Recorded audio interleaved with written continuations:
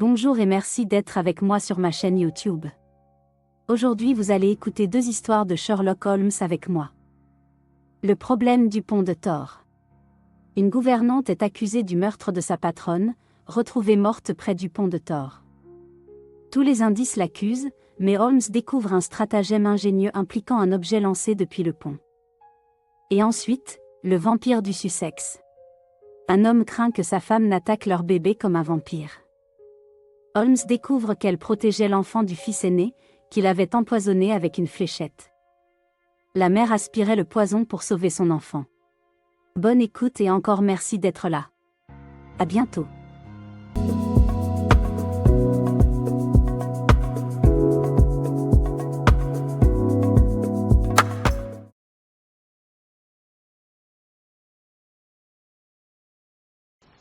Bonsoir mes chers amis, c'est le docteur Watson qui vous parle. Ce soir, ce sont 2 histoires bien différentes que je vais vous raconter. Pourtant, si je les rapproche l'une de l'autre, c'est qu'elles ont un point commun. L'héroïne de chacune d'elles était une femme d'Amérique du Sud, l'une mexicaine et l'autre péruvienne, toutes 2 poussées par un amour violent et exclusif. Et une fois de plus, en ces 2 circonstances, j'admirais avec quelle virtuosité mon ami Sherlock Holmes réussit à faire triompher la vérité. La première de ces histoires que j'appellerais le problème du pont de Thor commence par une visite que Sherlock Holmes et moi reçûmes en 1897 dans notre appartement de Baker Street, celle d'un nommé Neil Gibson, propriétaire d'une des plus importantes mines d'or du monde. Une incalculable fortune et un tempérament brutal de businessman américain étaient sans contredit les 2 premières caractéristiques du personnage. C'est une erreur judiciaire, monsieur Holmes. Je viens vous demander d'empêcher au plus vite. Si vous n'intervenez pas et avec la pleine mesure de votre talent, une femme innocente risque d'être pendue. Pour la sauver, je paierai ce qu'il faudra. Nous vous écoutons, monsieur Gibson.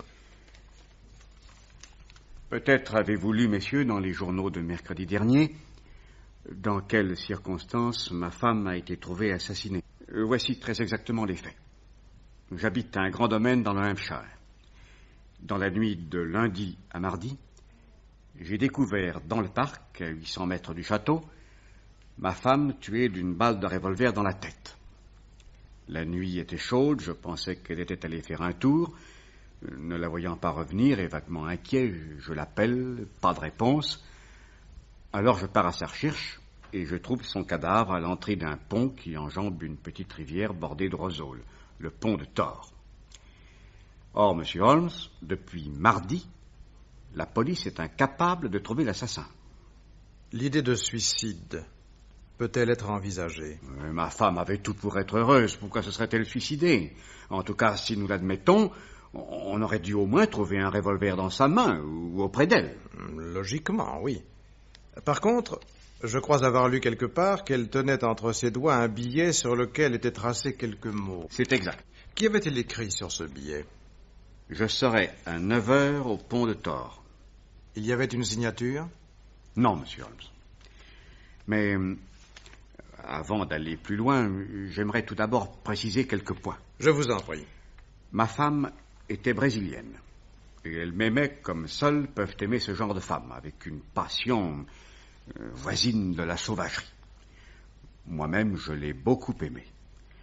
Mais je suis bien obligé de le reconnaître, l'âge ayant peu à peu altéré sa beauté, qui était exceptionnelle, je n'avais plus en face de moi qu'une femme lourde, sans grâce, devenue inquiète et jalouse. Cette jalousie était-elle justifiée? Oh, à la vérité, elle prenait ombrage de tout. C'est ainsi que, pour l'éducation de nos 2 filles, nous avons engagé une institutrice et cette présence féminine auprès de nous, disons auprès de moi, lui était insupportable. Vous en êtes sûr? Elle ne le montrait pas, elle n'en a même jamais parlé, mais je savais à quoi m'en tenir. Elle avait une aversion totale pour Miss Grace Dunbar. Miss Dunbar s'en est-elle aperçue? Oui, dès son arrivée. Les femmes ont une intuition rarement en défaut. En somme, ces 2 femmes se détestaient. Oh, Miss Grace n'est capable que de nobles sentiments, monsieur Holmes. Et quand je pense qu'aujourd'hui on l'accuse d'avoir tué ma femme, c'est ignoble et imbécile. Sur quoi s'appuie-t-on pour lui porter une telle accusation? Quand ma femme a été tuée, elle tenait, je vous l'ai dit, un papier entre les doigts. Or, c'était Miss Grace Dunbar qui lui avait écrit « Je serai à 9 heures au pont de Tor ». Son écriture était facilement reconnaissable et d'ailleurs, elle ne l'a pas nié une seconde. À la rigueur, ce papier peut prouver qu'elle était avec votre femme à 9 heures au fond du parc, mais cela ne prouve pas que c'est elle qui l'a tuée. Hélas, Monsieur Holmes, il y a un indice beaucoup plus grave. On a trouvé un revolver dans sa chambre, sur le plancher de son armoire, caché au milieu de ses robes. Ah. Et à cela, que répond-elle? Qu'elle ne comprend pas la présence de ce revolver. Au début, j'ai été tellement bouleversé que je me suis demandé si elle ne mentait pas. Et puis, une explication possible m'est venue à l'esprit et je vous la donne pour ce qu'elle vaut. Poussée par la jalousie, ma femme a pu former le projet de la tuer, ou peut-être seulement de la menacer d'un revolver et lui faire peur pour l'obliger à quitter la maison. En état de légitime défense, Miss Grace a peut-être saisi le revolver et dans la lutte, le coup est parti et ma femme a été tuée. Oui, c'est une version plausible. Et devant le cadavre, la jeune fille s'est affolée. Elle est rentrée en courant au château et une fois dans sa chambre, elle a jeté le revolver au milieu de ses robes. Et que répond-elle à cela? Elle nie tout en bloc. Et maintenant que j'ai retrouvé mon sang-froid, je suis sûr qu'elle ne ment pas. Bien. Maintenant, Monsieur Gibson, je vais vous demander de me répondre avec la plus grande sincérité. Je vous écoute. Quelle était exactement la nature de vos relations avec cette jeune fille? Mais celle d'un employeur vis-à-vis de son employé, je ne lui ai jamais parlé en dehors de la présence de mes enfants. Monsieur Gibson, si vous voulez que je m'occupe de cette affaire, il faut me dire toute la vérité. Mais je vous l'ai dit. Alors brisons-la. Je n'ai ni le goût ni le loisir des conversations inutiles. Ah ça, mais... Croyez-moi, cette affaire est suffisamment complexe pour ne pas y ajouter de propos délibérés une donnée inexacte. Mais traitez-moi de menteur. Puisque vous m'en priez... Excusez-moi, Monsieur Gibson. Je suis médecin et j'aime à croire que si vous veniez me consulter au sujet de votre santé, vous répondriez sincèrement à toutes mes questions. Naturellement. Bon, alors, dites-vous bien que dans sa spécialité, Monsieur Holmes est une sorte de médecin et puisque vous êtes venu le consulter, donnez-lui en toute confiance les éléments qui lui permettront de voir clair. Oui. Mais vous avez raison, docteur. Excusez-moi, Monsieur Holmes, je ne tarderai pas davantage à vous avouer qu'effectivement, je n'ai pas pu vivre sous le même toit que Miss Grace sans éprouver pour elle un amour très profond. Depuis mon plus jeune âge, je crois n'avoir jamais eu qu'à allonger le bras pour obtenir tout ce que je voulais. Or, je n'ai jamais rien désiré avec autant de violence que l'amour et la possession de cette jeune fille. Je le lui ai dit. Vraiment? Oui. Je lui ai dit que si je pouvais l'épouser, je le ferais avec joie, mais qu'hélas, étant marié... Et vous lui avez demandé de devenir votre maîtresse? Oui. J'ai mis ma fortune à ses pieds. Qu'a-t-elle répondu? Elle a voulu quitter immédiatement la maison. Pourquoi ne l'a-t-elle pas fait? D'abord parce que son salaire aidait sa famille à vivre, et puis j'ai tenu la promesse que je lui avais faite de ne plus jamais lui reparler de mon amour. Enfin, elle avait une excellente influence sur moi et elle se rendait compte. Mes affaires sont encore beaucoup plus importantes qu'on le croit généralement, messieurs. Et elles représentent pour moi un jeu dur, où toujours le faible succombe. Je ne m'étais jamais soucié des gémissements des autres, et Miss Dunbar n'admettait pas qu'une fortune fût édifiée sur la ruine de centaines de milliers de gens. Elle s'est aperçue que peu à peu je l'écoutais, et en fin de compte, s'il m'est arrivé de faire quelque bien, c'est grâce à son influence. Voilà pourquoi elle est restée au château, et pourquoi j'ai un grand respect pour elle. Je vous supplie de la sauver, Monsieur Holmes, car elle est innocente. Où est actuellement Miss Dunbar? Enfermée à la prison de Winchester. Eh bien, je vais immédiatement demander un laissez-passer afin de pouvoir l'interroger moi-même.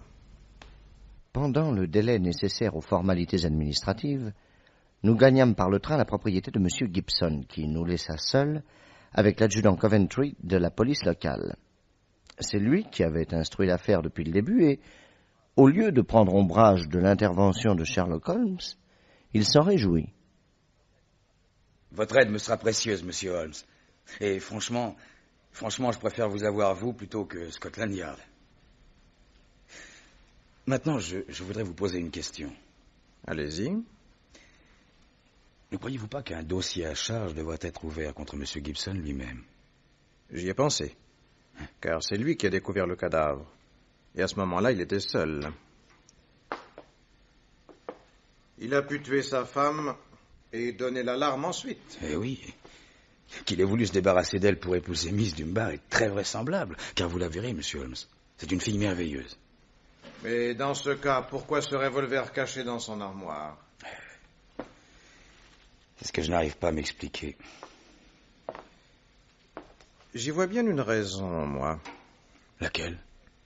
Gibson ne pouvant rien obtenir de Miss Dunbar, son amour devient de la haine, et il veut se venger d'elle. Et c'est lui qui jette le revolver dans l'armoire pour qu'elle soit accusée. Alors pourquoi vous aurait-il demandé de la sauver? Un remords de la dernière heure? Ou suprême habileté? Possible. En tout cas, c'est avec un revolver lui appartenant que sa femme a été tuée. Si vous admettez que le revolver trouvé dans l'armoire soit l'arme du crime. Ah oui. Oui, et à ce propos, Monsieur Holmes, il y a un fait assez troublant. Quoi donc? Cette arme a été extraite d'un écrin contenant 2 revolvers jumeaux. Or, l'autre a disparu. Ah. Qu'en pense Gibson? Là, il en paraît le premier surpris. Ce second revolver est introuvable, et personne au château ne peut l'expliquer. Tiens. Très intéressant. Allons maintenant, si vous le voulez bien, sur les lieux du crime. Oui. Le pont de Thor comprenait une seule arche. C'était une sorte de chaussée en ciment qui enjambait la rivière, avec une simple barre de fer de chaque côté tenant lieu de garde-fou. À l'entrée du pont, un dessin à la craie rappelait la position exacte du cadavre. J'ai lu dans la presse que le coup de feu avait été tiré de très près. Oui, juste derrière la tempe droite. Dites-moi, est-ce vous-même qui avez pris le billet dans la main de Madame Gibson? Oui, Monsieur Holmes. Une chose m'étonne. Elle avait certainement reçu ce billet au château dans la soirée, peut-être même avant le dîner. N'ayant aucunement besoin de s'y référer, pourquoi l'avoir emporté, tenu si bien serré dans sa main? À la réflexion, en effet. Bizarre. Sherlock Holmes sortit alors une grosse loupe de sa poche, se pencha et examina le ciment. Soudain, à 2 mètres environ du corps, il se jeta à plat ventre et regarda avec une extrême attention la bordure et l'épaisseur même du pont. Voyez, messieurs, voyez ces éraflures toutes fraîches. On dirait que quelque chose de dur a glissé ici, en direction de l'eau. Oui, vous avez raison. Mais quoi? Ça, je l'ignore autant que vous. Peut-être la conversation que je vais avoir avec Miss Dunbar m'éclairera-t-elle sur ce point comme sur quelques autres qui demeurent obscurs. Dans tout cela, je ne vois qu'une seule chose qui lui soit favorable. Ah oui? Laquelle? La découverte du revolver dans son armoire. Mais à mon avis, c'est ce qu'il accuse le plus. Oh, allons donc, Watson, supposez que vous soyez cette femme. Vous avez mûri votre plan et écrit le billet. La victime est venue et vous l'avez tuée. Et vous éprouveriez le besoin de rapporter l'arme encore chaude dans votre chambre et de la cacher dans votre armoire à glace? Ce meuble qui sera le premier à être fouillé par la police? Dans l'affolement... Mais non. Quand un crime a été froidement prémédité, les camouflages le sont également, croyez-moi. Le lendemain matin, nous étions introduits dans la cellule de Miss Dunbar. Je m'attendais à voir une jolie femme.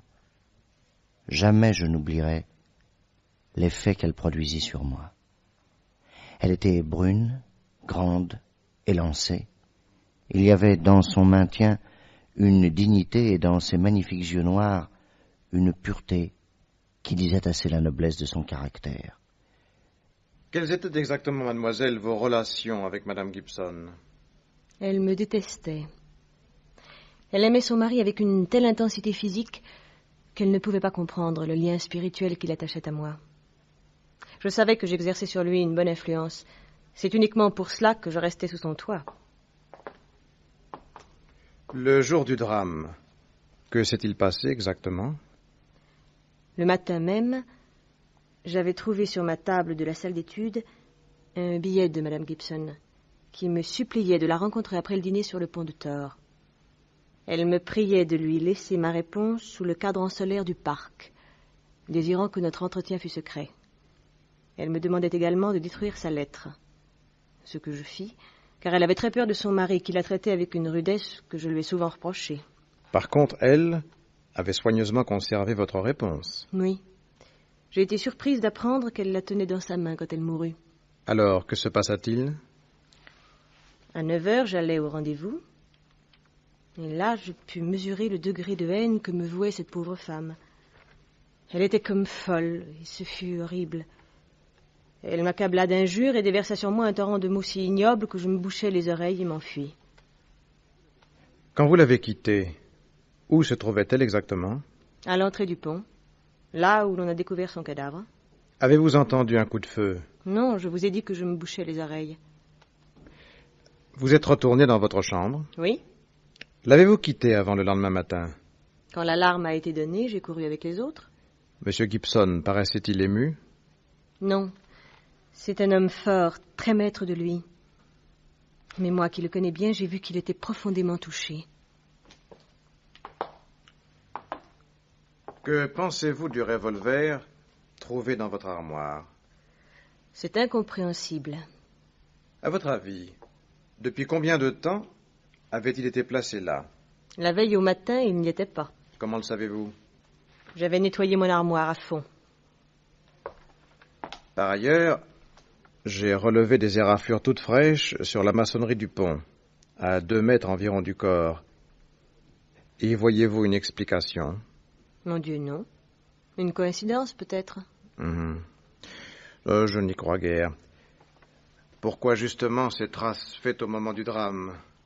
Et pourquoi précisément à cet endroit?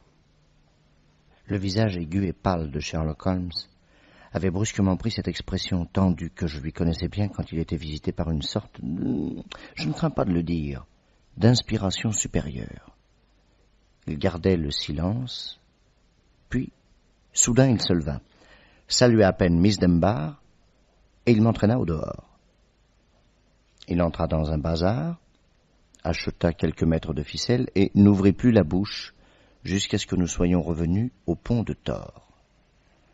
Là, il déplia la ficelle, en attacha une des extrémités à son revolver et l'autre à une très lourde pierre qu'il posa sur le bord du pont. Et la poussant du pied, il la fit basculer dans le vide. Mais elle ne tomba pas très bas, car elle était retenue par la ficelle que Sherlock Holmes maintenait très courte et tendue, tout en s'éloignant de quelques mètres, jusqu'à l'endroit où était morte Madame Gibson. Là, il éleva son revolver à la hauteur de sa tempe, comme elle avait dû le faire. Puis il s'écroula en lâchant son arme. En une seconde, le revolver fut entraîné par la ficelle et le poids de la pierre, et le tout tomba dans l'eau, s'enfonça et disparut. N'est-ce pas là une démonstration concluante? Venez voir. Regardez sur le bord du pont. Mon revolver et ma ficelle ont fait des éraflures exactement semblables à celles de l'autre soir. Voilà, mon cher, comment Madame Gibson a camouflé son suicide en assassinat dans le but diabolique de faire pendre Miss Grace Dunbar. Cette fois encore, Sherlock Holmes avait vu juste. Il sonda lui-même la rivière et au même endroit, il retrouva son revolver et celui de M. Gibson attachés avec une ficelle à une grosse pierre. Ainsi s'achève le problème du pont de Tor et avant de commencer la seconde histoire que je vous ai promise, je vous demande une petite grâce. Permettez-moi d'allumer ma pipe. Voilà. Merci. Ma deuxième histoire, comme je vous l'ai dit tout à l'heure, a également pour héroïne une femme d'Amérique du Sud, et le problème posé fut un des plus étranges que Sherlock Holmes eut jamais à résoudre.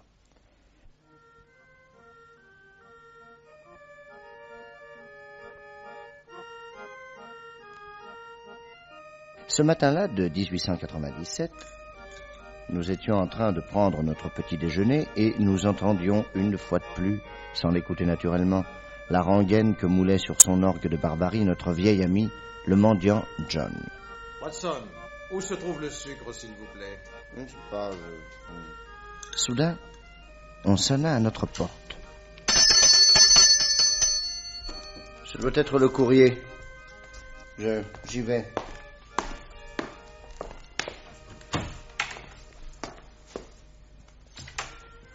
Il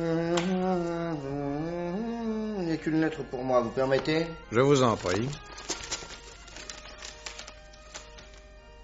Tiens. Bizarre. Bien qu'elle me soit adressée, mon cher Holmes, cette lettre vous concerne. Ah oui, en quoi? Écoutez, mon cher Watson, peut-être vous souvenez-vous qu'autrefois nous avons joué ensemble au rugby, dans l'équipe de Blackheath. Vous sachant l'ami intime de M. Sherlock Holmes, voudriez-vous lui demander s'il consentirait à me recevoir de toute urgence?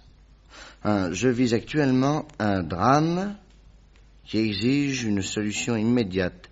La vie de mon enfant en dépend. Il est âgé d'1 an et victime d'une personne qui m'est particulièrement chère. Au sujet de cette personne, le mot de vampire a été prononcé. C'est vous dire que mon désarroi est total. Télégraphiez-moi à l'adresse ci-dessous. D'avance, je vous suis reconnaissant à tous deux de ce que vous pourrez faire pour moi en cette lamentable circonstance. Robert Ferguson.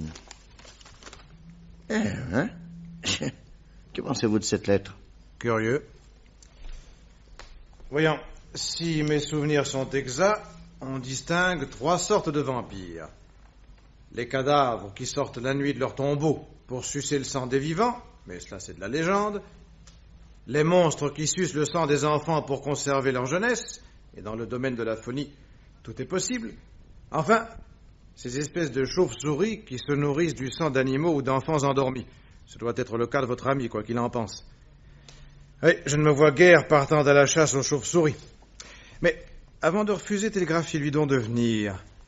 Où habite-t-il? Dans le Sussex. Bon, il est à peine 9 heures. S'il a un bon train, il peut être ici au début de l'après-midi. Alors, bondissez à la poste. Une affaire de vampire manquait à ma collection. Je serais curieux de savoir ce dont il s'agit. Vers 2h30, on sonnait à notre porte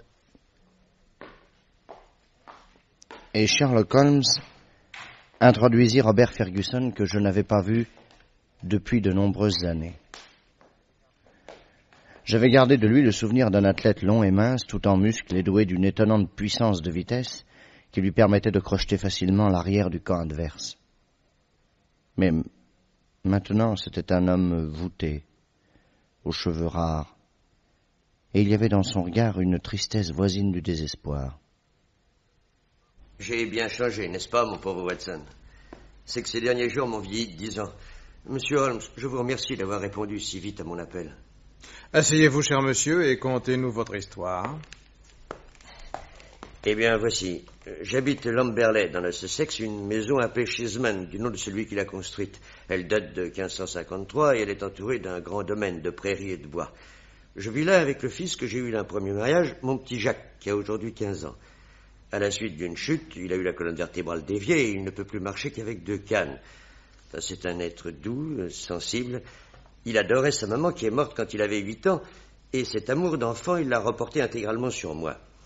Il est très intelligent, je m'occupe moi-même de ses études et nous nous entendons tous les deux à merveille. De même, je fais jusqu'à maintenant excellent ménage avec ma seconde femme, Dolores, que j'ai connue il y a 4 ans au cours d'un voyage d'affaires au Pérou. Elle est péruvienne? Oui. Au risque de paraître un peu ridicule, je dois dire que depuis le premier jour, elle n'a cessé de me témoigner un amour profond, violent. Je dirais presque un peu sauvage, tout à fait dans la nature des femmes de là-bas. Et vos sentiments vis-à-vis d'elle? Je l'ai beaucoup aimée, mais peu à peu, la différence de sang, de religion, de coutume ont créé des divergences entre nous. Oh, sans gravité. Mais mon amour s'est un peu attiédi, je le reconnais. Et il fut même un moment où je me suis demandé si, en fin de compte, ce mariage n'était pas une erreur. S'en est-elle aperçue? Oh, je n'en ai jamais rien laissé paraître, elle aurait eu trop de chagrin. D'autant plus qu'il y a 1 an, elle m'a donné un fils. Un fils qu'elle adorait. Il est mort? Non, c'est un enfant superbe. Mais vous dites qu'elle l'adorait. Elle ne l'aime plus? Hélas, monsieur Holmes, qui pourra jamais comprendre ces femmes issues de race indienne? Ici, j'arrive au point le plus pénible de mon récit. Figurez-vous qu'un jour, alors que d'habitude elle était si douce et si affectueuse, la nurse l'a surprise en train de rouer de coups mon fils aîné, qui ne l'avait provoqué en rien. Elle lui donnait des coups de canne avec une telle violence qu'il en garde encore une faiblesse au bras. Quand je l'ai interrogée sur une telle lâcheté, vous pensez à un enfant infirme, elle ne m'a donné aucune raison. Elle pleurait en silence, c'est tout. Nous n'avons plus jamais parlé de cet incident, mais voilà qu'hier, la nurse vient me voir en cachette. Monsieur, excusez-moi, mais je n'en peux plus. Qu'y a-t-il donc? Il y a, monsieur, que votre bébé court un affreux danger. Patrick? Oui. Je ne peux plus me taire, il faut que vous sachiez tout. Mais alors parlez! Eh bien, il y a 1 mois environ, j'avais laissé notre petit Patrick seul pendant quelques minutes dans sa chambre. Tout à coup, je l'entends pousser un cri de douleur. J'accours et qu'est-ce que je vois? Madame penchée au-dessus de l'enfant. Elle était en train de lui mordre le cou. Qu'est-ce que vous dites? Parfaitement, monsieur. La blessure était nettement visible et le sang coulait. J'ai tout de suite voulu vous appeler, mais madame m'a tellement supplié de me taire que je ne vous ai rien dit. Je lui ai demandé pourquoi elle avait fait une chose pareille. Elle était dans l'incapacité de me répondre. Depuis, vous le pensez, je n'ai cessé de la surveiller et de monter la garde auprès du petit. Mais chaque fois que je m'en éloigne, madame survient. On dirait qu'elle le guette, comme un loup guette sa proie. C'est affreux, monsieur. J'ai peur. J'ai déjà eu l'impression, madame Mason, que vous détestiez ma femme. Mais au point d'inventer une histoire pareille, dès ce soir, vous quitterez la maison. Mais monsieur, je vous jure que je dis la vérité. Vous êtes folle! Et estimez-vous bien heureuse si je ne vous... Écoutez! Mon Dieu, c'est le même cri que l'autre jour. Vite, monsieur, venez, vite!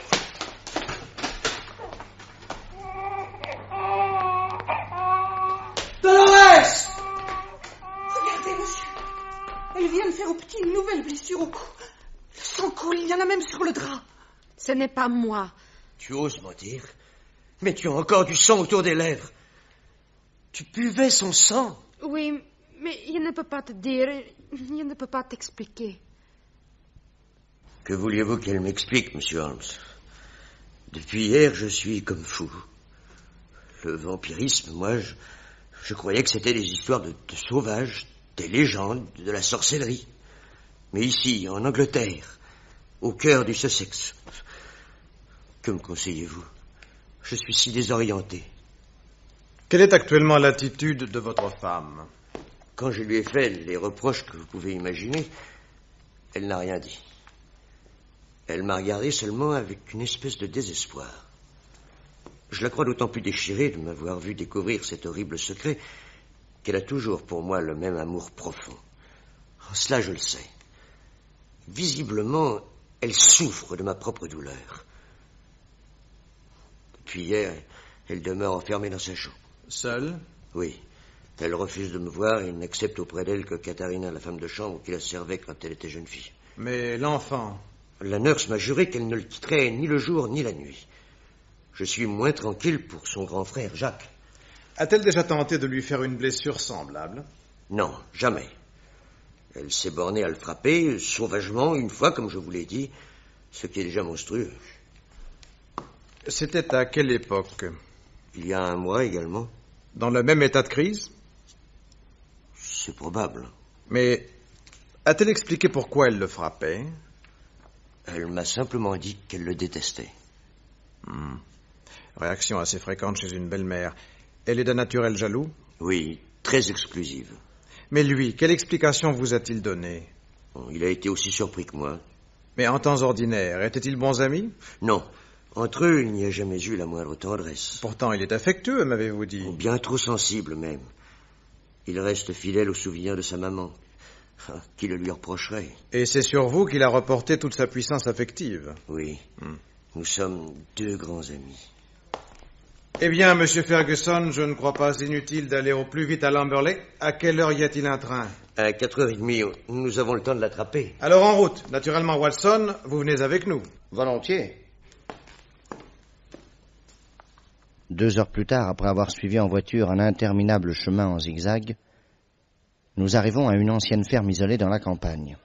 C'était là qu'habitait Ferguson. Les plafonds étaient chevronnés de lourdes poutres, et tout dans la maison donnait une impression de vieillesse et de délabrement. Le mobilier de la grande salle du bas présentait un curieux mélange d'époques et de continents. Grand amateur de pittoresque, Sherlock Holmes admira sur les murs une belle collection d'armes d'Amérique du Sud qu'avait sans doute apporté de son pays la maîtresse de maison. Oh, mais vous avez un bel épagnol. C'est mon vieil ami Drum. Oui, Vous êtes un beau chien. Il est blessé? Non, mais il a une sorte de paralysie. Le vétérinaire appelle cela une myéloméningite. Mais il va beaucoup mieux. Il paraît qu'il en guérira. N'est-ce pas, Drum? Dites-moi, ça lui a pris tout d'un coup? Oui, une nuit. Il y a longtemps? 4 mois environ. Ah, très intéressant. Très intéressant, pourquoi? J'y vois une confirmation de mes pronostics. Vous êtes déjà en mesure de faire des pronostics, monsieur Holmes? Oui, mais il est trop tôt pour m'en parler. Oh, je vous en prie, ne jouez pas avec mes nerfs. De toute façon, mon pauvre monsieur Ferguson, je crains que vous n'ayez à souffrir. À souffrir? Oui, quelle que soit la solution. Au moment de quitter cette maison, je pense pouvoir être tout à fait précis. Oh, que Dieu vous entende. Si vous voulez bien m'excuser, messieurs, je vais monter dans la chambre de ma femme, voir dans quelle disposition elle se trouve.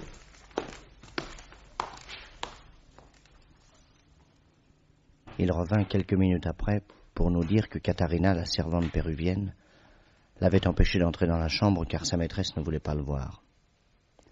Elle était malade et délirait. Sur la prière de Ferguson, je montai à mon tour jusqu'à la chambre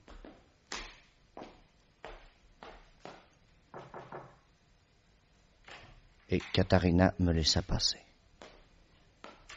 Sur le lit était étendue une femme très belle, dont les yeux brillaient de fièvre. Quand elle m'aperçut, elle se dressa, puis retomba en soupirant. Bien que sa température fût élevée et son pouls rapide, j'eus l'impression que son état était dû plutôt à une excitation mentale qu'à une maladie véritable. Je lui dis doucement que son mari souhaitait la voir. Non, non, qu'il s'en aille. Je ne veux pas. Oh, un démon. Que faire avec un démon? En quoi puis-je vous être utile? Personne ne peut m'aider. C'est fini. Tout est anéanti. Vous savez combien votre mari vous aime, il souffre tant de ce qui vous est arrivé. Plutôt que de lui faire de la peine, moi, je lui prouve que je l'aime jusqu'au sacrifice. Et pourtant, il a pu penser de moi cette chose horrible. Il a pu me parler avec cette dureté. Je vais le chercher. Non, non. Non, je ne peux pas oublier ces mots. Son regard. Partez. Vous ne pouvez rien pour moi. Dites-lui seulement que je veux mon enfant. J'ai droit à mon enfant. Quand j'eus rapporté ces paroles à Ferguson, il secoua tristement la tête. Comment pourrais-je lui confier cet enfant quand je l'ai vu penché sur le berceau avec du sang autour des lèvres? Le petit est en sécurité avec Madame Mason, il y restera. À ce moment, la porte s'ouvrit et un jeune garçon pénétra dans la pièce. C'était Jackie, le fils aîné de M. Ferguson. Pâle et blond, il avait les yeux bleus qui brillèrent de joie et d'émotion quand ils se posèrent sur son père. Il alla vers lui aussi vite que le lui permettaient ses 2 cannes, et il s'assit sur ses genoux, passant ses bras autour de son cou avec une infinie tendresse. Je ne savais pas que tu étais rentré, papa. Pourquoi ne m'as-tu pas appelé? Je m'ennuyais tellement de toi. J'étais avec mes amis, mon chéri. Le docteur Watson, monsieur Sherlock Holmes. Le détective, c'est vous, monsieur? Oui, Jackie, ravi de vous connaître. Et le bébé, Monsieur Ferguson, pourrions-nous le voir? Mais certainement. Jackie, mon chéri, va demander à Madame Mason de le descendre. Oui, papa.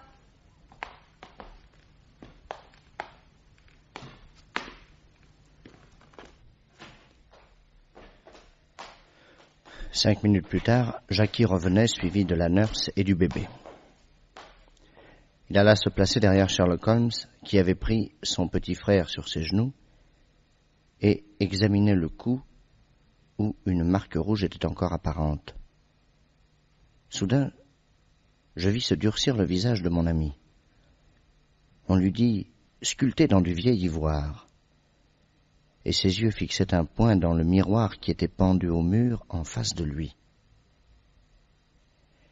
Il rendit enfin le bébé à la nurse qui sortit.